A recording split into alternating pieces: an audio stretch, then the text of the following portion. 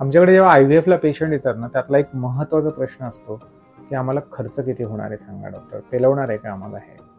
So आता 2026 चालू आहे.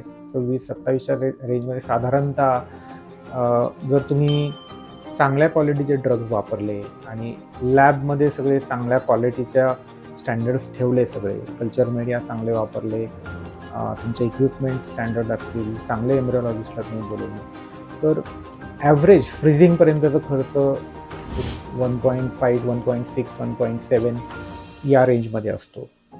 आणि ड्वेल सायकल जर केलं, म्हणजे ड्वेल स्टिंग सायकल म्हणतो आम्ही त्याला, की आम्ही 2 वेळा एग्स काढून घेतो, एम्ब्रिओ तयार करून ठेवतो आणि मग एम्ब्रिओ ट्रान्सफर सुरू होतं.